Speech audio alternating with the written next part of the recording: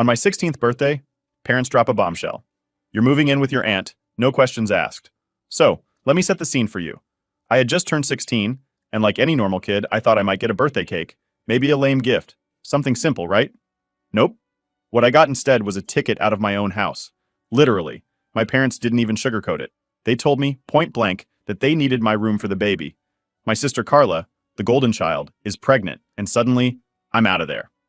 It wasn't like a discussion or anything. It was like a quick meeting with HR where they tell you you're fired.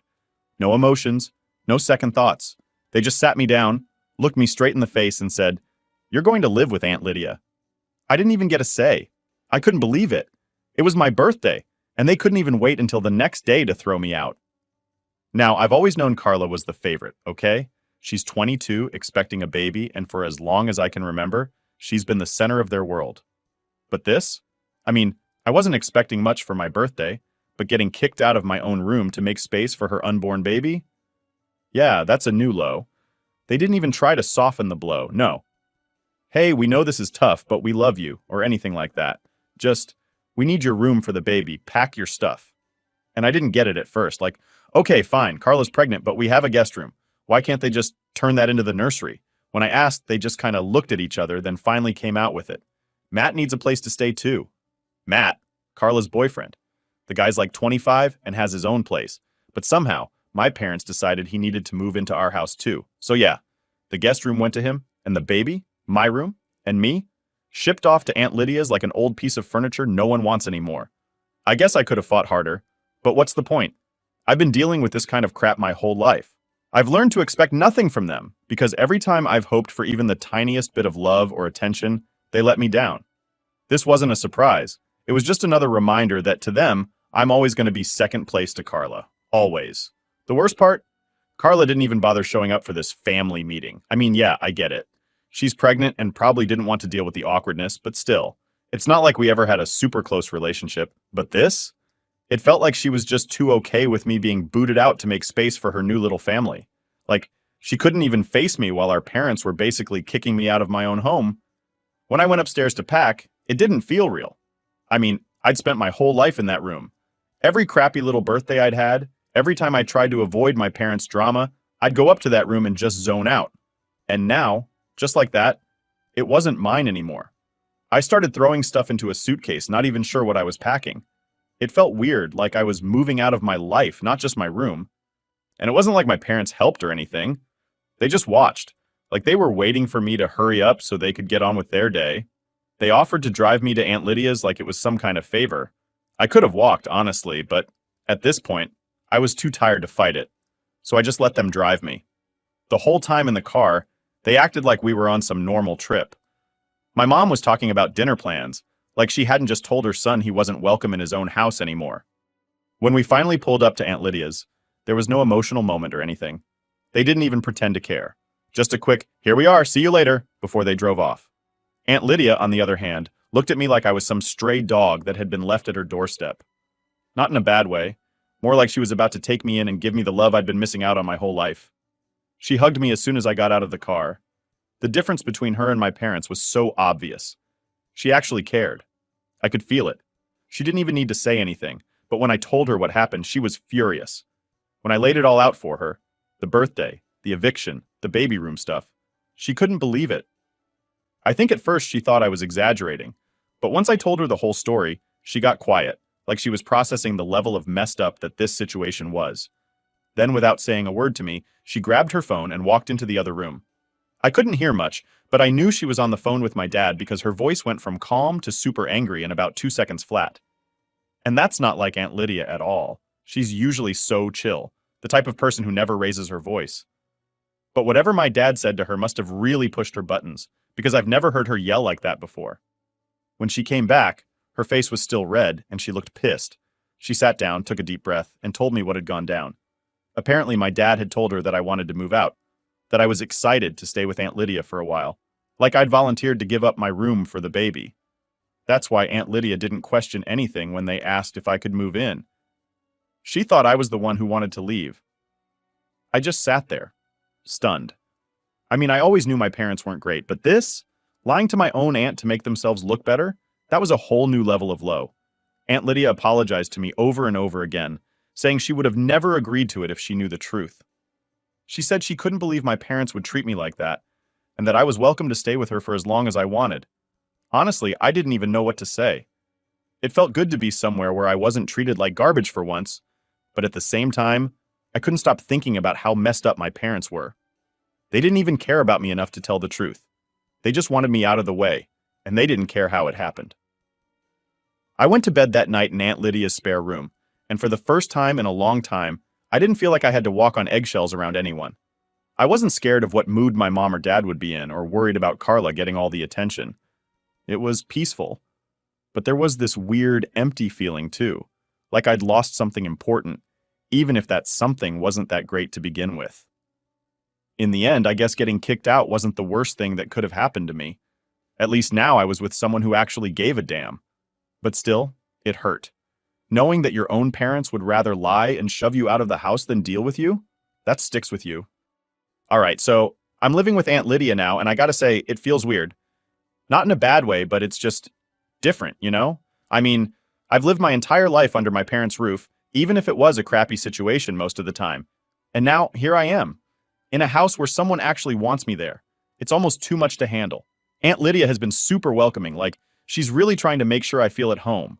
The first couple of days, she went out of her way to make me feel comfortable, like making me breakfast, asking if I wanted to redecorate my room, stuff like that. It's nice, but honestly, it felt strange at first. I'm not used to anyone caring about what I want. I was so used to just fading into the background at home, and now suddenly here's someone paying attention to me. But I'll admit, it took me a while to get used to it. Like, the first morning after I moved in, I came downstairs and Aunt Lydia had made this huge breakfast. I'm talking pancakes, eggs, bacon, the whole deal. She smiled at me and said, "I thought you could use a good breakfast to start the day." And I just kind of stared at it, like I didn't even know what to do with it. At home, I was lucky if I got a piece of toast before I ran out the door for school. I sat down, ate a bit, and Lydia kept asking me about my plans for the day. And honestly, I didn't have any. I was just trying to wrap my head around everything. The whole moving out thing, my parents not even bothering to check on me, it was all still sinking in. I mean, yeah, I didn't want to live with them anymore, but it's still weird to think about how fast they were willing to throw me out. After breakfast, Aunt Lydia had to go to work, so I was left alone in the house. That was another thing that felt strange. I was just there. No one telling me what to do, no one hovering over me or ignoring me like my parents did. It was quiet, and for the first time in a long time, I didn't feel like I had to constantly be on edge, so I decided to make a post online about my story just to get it out. But then, that afternoon, things got interesting. I was just chilling on the couch, minding my own business, when my phone buzzed. It was a text from my mom. Now keep in mind, this was like 2 days after they'd kicked me out, and they hadn't said a word to me since. So I was kind of curious to see what she had to say. The text? "We need to talk. That's it. No, how are you doing? Or are you okay?" Just a cold, robotic, "we need to talk." Honestly, I wasn't sure if I should even bother responding, but curiosity got the best of me, so I replied, "About what?" What followed was a bunch of texts from my mom about how I embarrassed the family by posting online. Apparently, some of my extended family had seen the post, and it had caused a bit of a stir. But instead of asking if I was okay, or maybe realizing how much they'd screwed up, my mom was more concerned about how it made her look. She kept saying things like, "Do you realize how this reflects on us?" And, "You've made things difficult for your father and me." I couldn't believe it. I sat there, reading the texts, just getting angrier and angrier. They kicked me out on my birthday, lied to Aunt Lydia about it, and now I'm the bad guy for telling the truth. I was done with it. I didn't even bother replying after that. I just threw my phone on the couch and tried to distract myself by watching TV. Later that evening, Aunt Lydia came home, and she could tell something was up. I guess I wasn't doing a great job of hiding how pissed off I was. She sat down next to me and asked if I was okay, and at first I didn't want to burden her with all this. But she's got this way of making you feel like it's okay to talk, you know? So I told her about the texts from my mom, how they were more concerned about their reputation than what they'd actually done to me. Aunt Lydia didn't even flinch. She just nodded and said, "That sounds exactly like your parents." I laughed a little because, yeah, it was spot on. Then she said something that really hit me. "You don't owe them anything, you know. You're not responsible for their reputation or how they feel. You're allowed to be angry." And that's when it clicked. I was angry. I'd spent so long just accepting the way things were, letting them treat me like crap because I thought that's just how it was. But now, I was done. I didn't owe them anything. The next few days were a blur of emotions. I started blocking out my parents more and more. I didn't respond to their texts, didn't even look at them after a while. They weren't going to get to me anymore.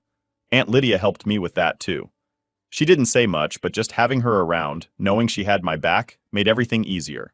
But things weren't totally calm yet.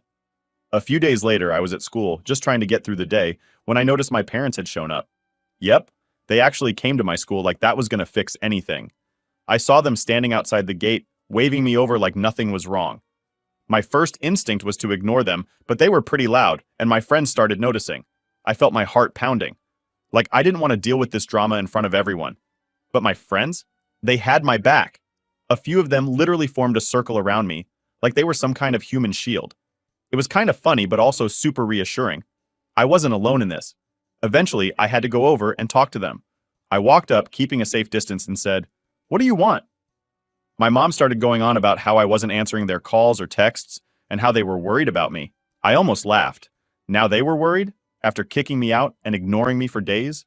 Then they dropped the real reason they were there.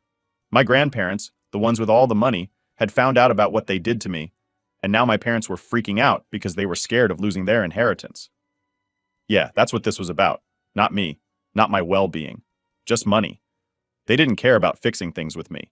They just wanted to make sure they didn't lose their precious payday. I stood there staring at them, not even knowing what to say. It was like everything I'd always suspected was laid out in front of me. They didn't care about me. They never had. And now they were only trying to reel me back in because it benefited them. Not me. I told them I wasn't coming home. Not now, not ever. And then I turned around and walked away. Their voices faded behind me as I rejoined my friends, who were all watching the whole thing go down. I don't know what my parents did after that. I didn't look back to find out.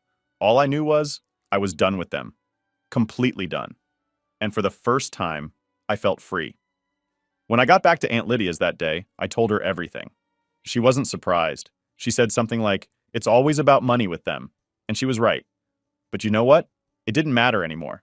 I had Aunt Lydia, and I had people who actually cared about me. That's all I needed. Update 1. So, after the whole school confrontation with my parents, I thought maybe things would settle down. You know? Like they'd get the message that I wasn't coming back and we could all just move on. But of course, that would be way too simple for my life. A few days went by and I was feeling pretty good. Aunt Lydia was being her usual awesome self, making sure I was comfortable and all that. It was like the first time in forever that I wasn't constantly stressed or waiting for the next bad thing to happen. I'd even started to get into a routine, school, hanging out with my friends, coming back to Aunt Lydia's place, and just chilling. Things felt normal, or at least as normal as they could be after getting kicked out of your house. But then, the drama found its way back in, like it always does. It started with a message from Carla. I hadn't heard much from her since the whole eviction thing, other than that one text asking to talk, which I had pretty much ignored. But this time, she was blowing up my phone. Like, text after text. At first, I didn't even want to open them, but curiosity got the best of me. I mean, we were siblings. Maybe, just maybe, she was trying to make things right. Turns out, not really. Her text started off super casual, like she was trying to ease into something. "Hey, how are things at Aunt Lydia's? Hope you're doing okay?" Stuff like that. Then, out of nowhere, she drops this. "Mom and Dad are really upset. They think you're being unfair by not talking to them." Unfair? Really? I couldn't believe it. How was I the one being unfair here? I was the one who got kicked out. I was the one who got lied to. And now, somehow, I was the bad guy for not running back into their arms? I didn't reply right away. I needed to process it. I wasn't even angry at this point, more like exhausted. It was like every time I thought I'd escaped the drama, they found a new way to drag me back in. I was pacing around the living room trying to decide what to do when Aunt Lydia walked in. She took one look at me and knew something was up. "What's wrong?" she asked, sitting down on the couch. I showed her the text from Carla and she just shook her head. "They're trying to guilt trip you. Classic." And yeah, she was right. My parents were pros at the guilt game, and it seemed like they'd roped Carla into it now. But what really got to me was the next part of Carla's message. She said, "You know, it's not too late to fix things. If you come home, we can all move past this. Mom and Dad are ready to talk." Move past this? Like what? Pretend it never happened? Go back to living in a house where I didn't matter? where I was just the extra kid they barely tolerated? No thanks. Aunt Lydia must have seen how frustrated I was getting because she put a hand on my shoulder and said, "You don't owe them anything. You know that, right?" And that's when it hit me. I didn't owe them anything. I didn't need to fix things. I didn't need to go back to that toxic situation just to make them feel better. It was like this weight lifted off my chest, and I realized I could actually say no. I could choose not to go back. I grabbed my phone, ready to respond to Carla, but then I hesitated. What was I supposed to say?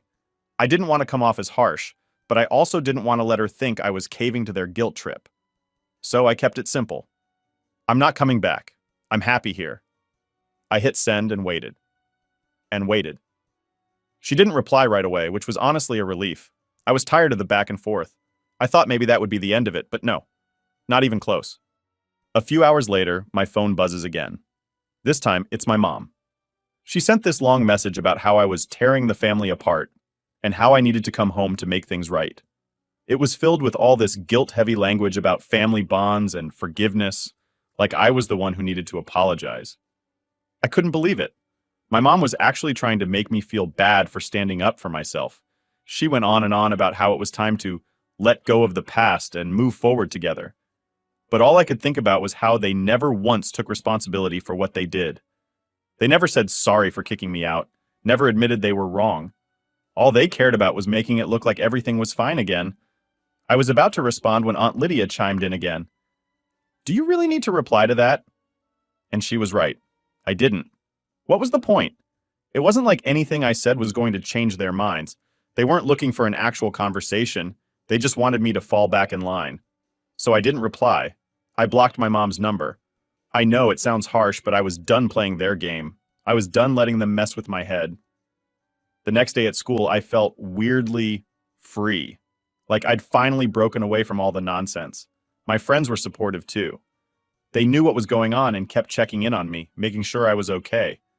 It was nice having people around who actually cared. But of course, my parents weren't done.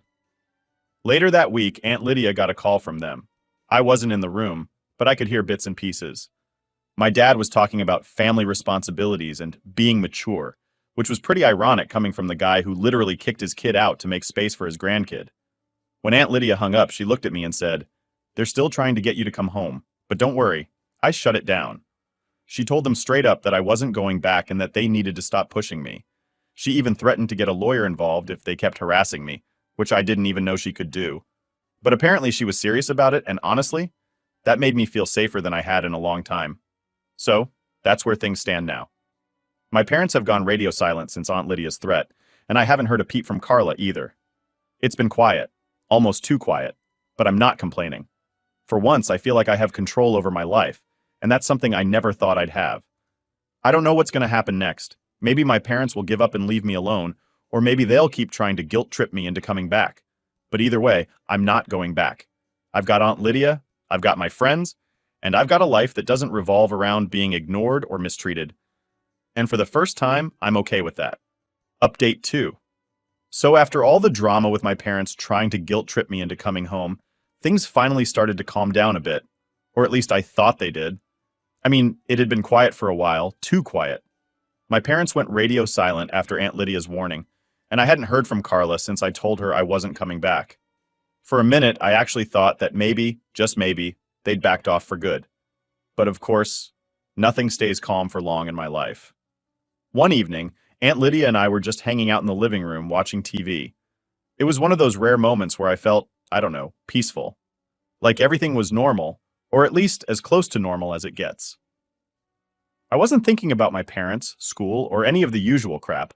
It was just me and Aunt Lydia watching some mindless show, and I was actually relaxed. Then my phone buzzed. I ignored it at first. I didn't want to ruin the moment, but it kept buzzing, over and over. Finally, I grabbed it and saw it was Carla, again. At first, I thought it was going to be more of the same.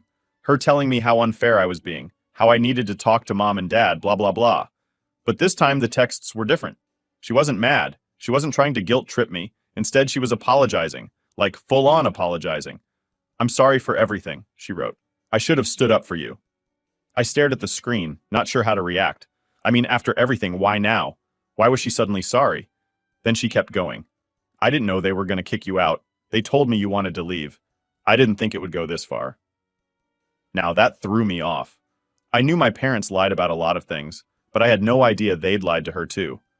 Carla kept texting, explaining that our parents had spun some story about how I wanted to move in with Aunt Lydia, that I was totally on board with the whole thing. And she believed them. She even told me that she thought I was being selfish by not helping with the baby, which is why she didn't fight back when they kicked me out. She didn't realize how bad it actually was for me until she saw the stuff I posted online. It was a lot to take in. Aunt Lydia must have noticed the look on my face because she paused the show and asked, "What's going on?" I handed her the phone, not really sure what to say. She read through the texts, her face going from curious to a little surprised.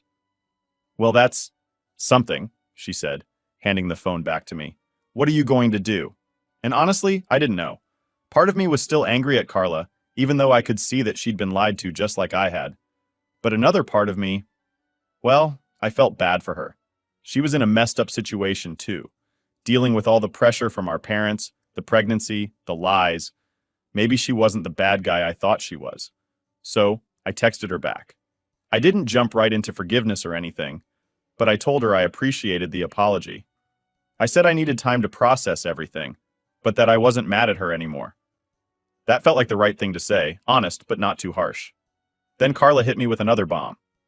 She told me she was planning to move in with Matt, her boyfriend, and that she didn't want to live with mom and dad anymore either. Apparently, things had been getting really tense at home since I left, and she was feeling trapped. She said, "They're trying to control everything and I can't take it anymore." That made me pause. For so long, I thought Carla was the golden child, the one who always got everything she wanted from our parents. But now, hearing her side of things, it sounded like she was just as much a victim of their control as I was. It was weird, like I'd been seeing everything through this one lens, and now that lens was cracking, and the truth was a whole lot messier than I thought. She kept texting, saying how she felt bad for not standing up for me sooner, how she wished she'd done something before it got to this point. And for the first time, I felt like maybe we were on the same page. Maybe we weren't enemies after all. That night, I didn't sleep much.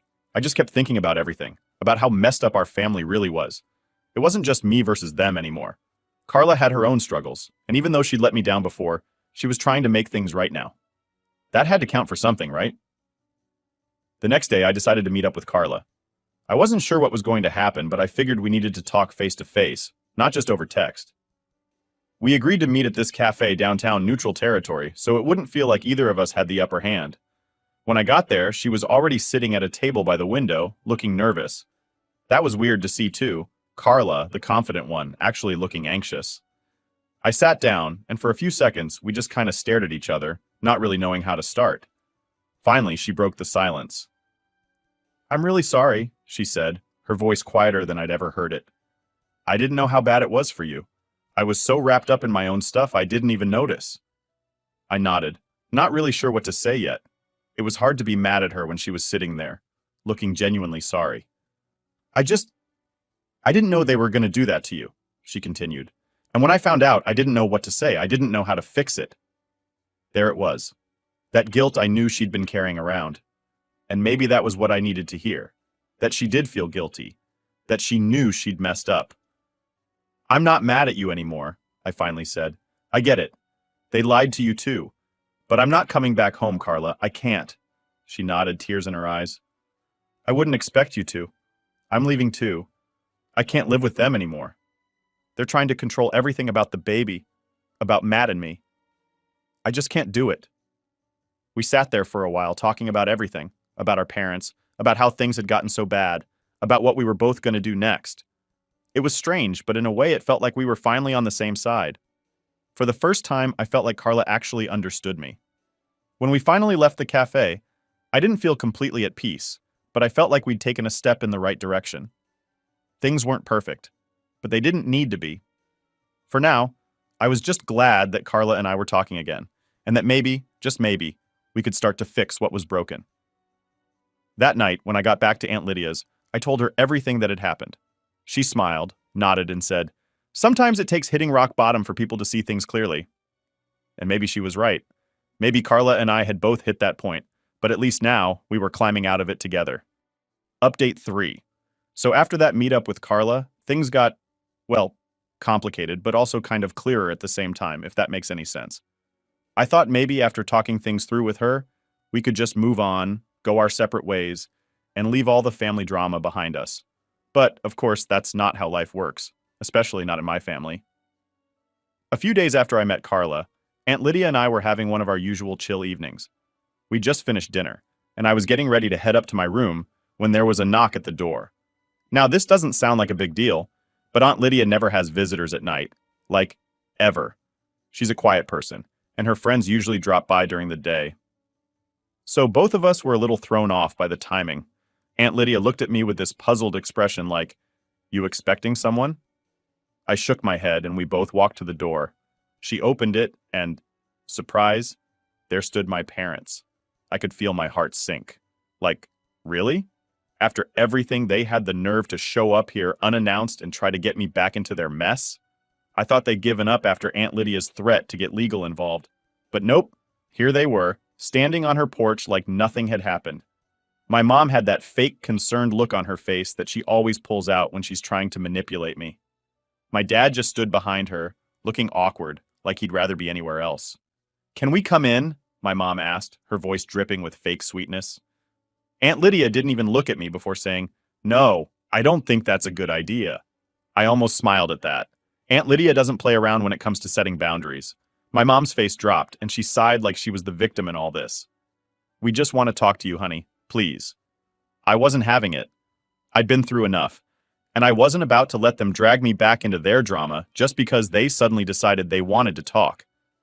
I folded my arms and leaned against the doorframe, trying to keep my voice steady. "What's there to talk about? You kicked me out. You lied to Aunt Lydia. And now you just show up like everything's fine?" My mom's eyes got wide, and she stammered, "It wasn't like that. We thought it was best for everyone." Best for everyone? I couldn't believe what I was hearing. "You thought it was best to kick me out on my birthday because Carla's pregnant? Seriously?" My dad finally chimed in, his voice quiet. "We didn't handle things well, okay? But you need to come home." I laughed. I couldn't help it. "Why? So you can keep pretending like I don't exist while you bend over backward for Carla and the baby? No thanks." Aunt Lydia, sensing things were getting heated, stepped in. "Look, I think it's best if you two leave. He's made it clear he's not coming back." My mom wasn't giving up that easily, though. She started tearing up, the classic guilt trip move she always used when things didn't go her way. "We're your parents. We love you. We want to fix things." But here's the thing. I'd finally realized something. They didn't want to fix things for me. They wanted to fix things for them. They wanted to sweep everything under the rug, make it seem like we were one big happy family again. Also, they wouldn't have to deal with the fallout of their actions. But I wasn't playing along anymore. "You had plenty of chances to fix things," I said, my voice low but firm. "But every time you chose Carla. You chose her over me over and over again. So don't stand here and act like you care now." The silence that followed was heavy. My mom just stared at me, the tears still in her eyes. But this time, I wasn't falling for it. I wasn't going to be guilted into going back to a house where I was nothing more than an afterthought. My dad looked like he wanted to say something, but instead he just sighed and put a hand on my mom's shoulder. "Let's go," he muttered. My mom looked like she wanted to protest, but after a few seconds she turned and walked back to the car. Her shoulders slumped. My dad followed her without another word. Aunt Lydia closed the door, locking it behind them, and turned to me. "You okay?" I nodded. But the truth was, I didn't know how to feel. Part of me was relieved. It felt like I'd finally stood up for myself, for real this time. But another part of me felt, I don't know, sad? Like no matter what I said, no matter how much I tried to cut them off, they were still my parents. And it sucked knowing they were always going to choose Carla over me. But that's the thing, isn't it? Family doesn't always mean what we want it to mean. Sometimes the people who are supposed to love you the most are the ones who hurt you the worst. And that's a hard pill to swallow. Later that night, I got a text from Carla. She said our parents had told her about what happened and that she was sorry they had tried to force me back. She wasn't on their side this time, though. She said she understood why I didn't want to come home and that she was moving in with Matt, like she'd told me before. She ended the text with, "I'm proud of you for standing up for yourself." And you know what? That hit different. Coming from Carla, the one person I'd always thought was part of the problem, hearing her say that made me realize I wasn't alone in this. Maybe we weren't as close as some siblings, but we were starting to get there. I showed the text to Aunt Lydia, and she smiled. "You've come a long way, you know that?" I shrugged, trying to play it cool. But deep down, I knew she was right. I wasn't the same kid who'd been kicked out on his birthday. I'd learned to stand up for myself, to choose what was best for me, and not just go along with what other people wanted. The next morning, I woke up to a quiet house, sunlight streaming in through the windows, and for the first time in a long time, I felt free. No more pretending, no more walking on eggshells, just me, in a place where I was wanted. And that felt pretty damn good.